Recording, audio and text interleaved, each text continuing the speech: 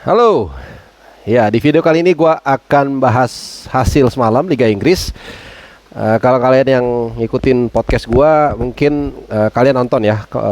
Mungkin sekitar ya 20 jam yang lalu gua mengeluarkan video timeless soal ESL atau European Super League.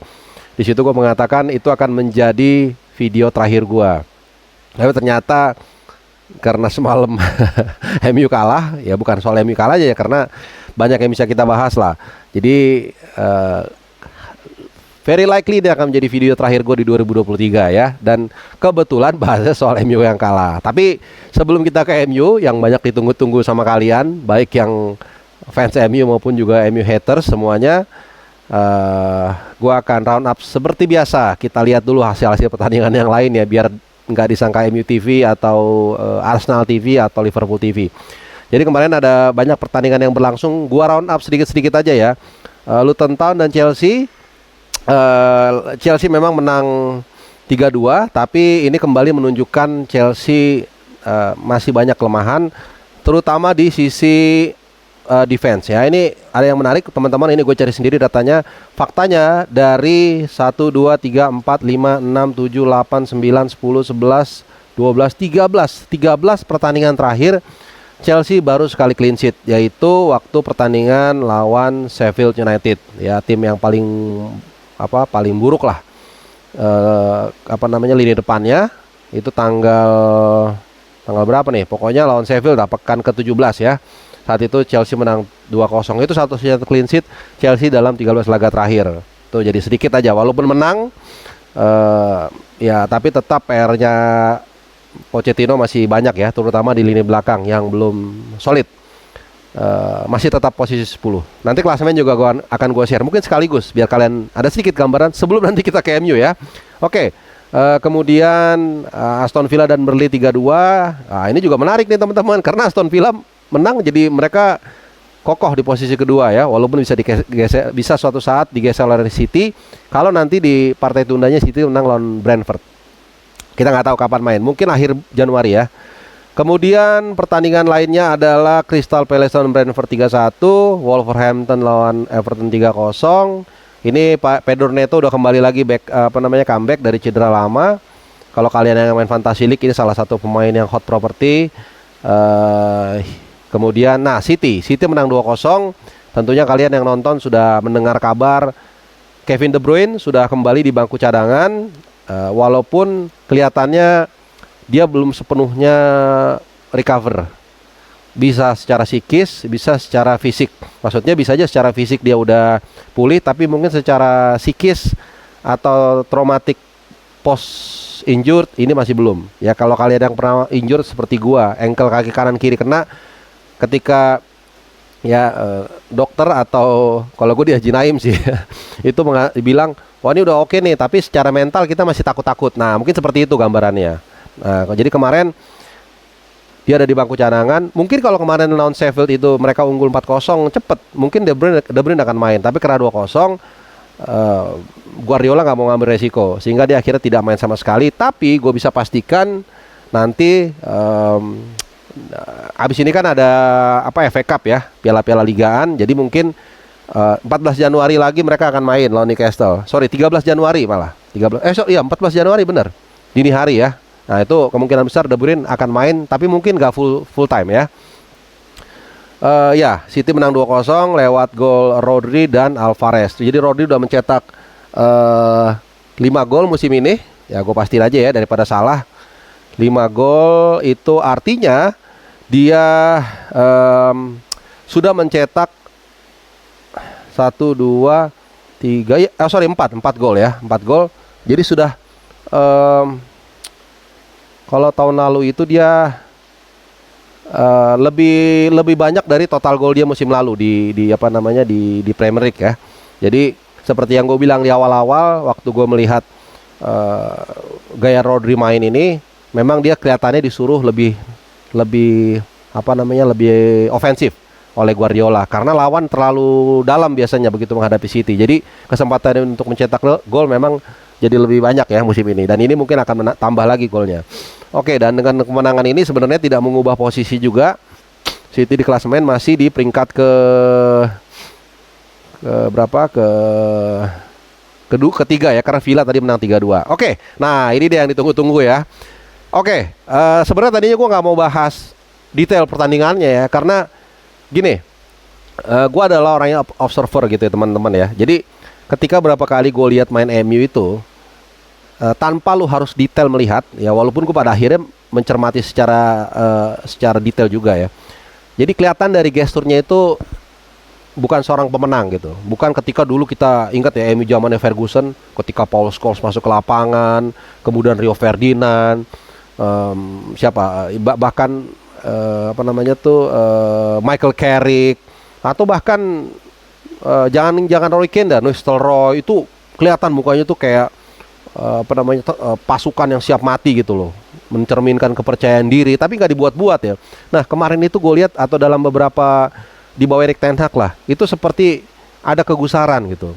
Memang ini kasat mata ya, kasat mata, tapi kemudian itu diafirmasi dengan penampilan mereka yang benar-benar parah banget kemarin teman-teman ya. Babak pertama itu mereka praktis hanya satu shot on goal, hanya satu peluang. Lawannya Nottingham Forest itu 6 tembakan. Memang semuanya tentu nggak ke arah gawang, hanya satu atau dua. Bahkan satu itu kalau nggak salah kena mantul dari badannya Rafael Varane ya. Tapi bayangkan kalau Forest ini kayak Aston Villa deh, agak sedikit bagus ya, punya Watkins, punya Leon Bailey, atau punya Douglas Luiz, udah pasti habis MU dari babak pertama, bahkan dengan gol yang lebih banyak gitu ya. Nah, apa ya? Ya, oke, babak kedua ya, kita bahas detailnya. Kemudian intinya adalah Nottingham Forest unggul duluan. Nah, apa yang menarik dari 2 gol ini? Ya, 2 gol ini menunjukkan bahwa MU nggak punya, ini satu hanya untuk soal kebobolan 2 ini ya. Mereka tidak punya DM yang sangat solid ya. Ya mungkin kalau ada Casemiro beda teman-teman ya. Jadi 2 gol itu mirip banget ya. Jadi dari kanan atau kiri pertahanan MU, dari sudut apa namanya di ujung kotak penalti. Gue lupa orangnya ya, dua-dua itu. Kalau nggak salah yang pertama tuh Elanga. Nah, kemudian dia tarik ya, setengah cutback lah ya, shoot goal. Nah yang kedua juga sama. Dan di situ selalu kan tugasnya McTominay sebenarnya sebagai seorang DM, atau intinya tugas DM di situ. Karena Rafael Varane, Johnny Evans itu kan tugasnya pasti jadi jantung pertahanan. Itu McTominay itu kayak apa namanya, klemer-klemer gitu loh. Sementara seorang DM itu kan harus kayak Gattuso, kayak Roy Keane, dia harus, atau bahkan Kante ya, harus motong serangan lawan ya. Itu yang kita sering ngomong tapi mungkin kita kurang mendalami ya. Jadi memotong transisi lawannya seperti itu, dia harus punya reading the game yang baik, dan ini nggak punya sama sekali gitu loh. Itu yang gue bilang, untung ini sebuah Nottingham Forest.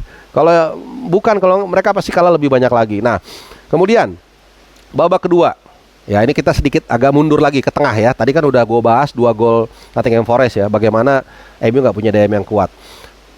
Babak kedua itu kan sebenarnya sempat satu sama ya, setelah gol dari Dominguez di menit ke-64. Kemudian ada gol dari Rashford.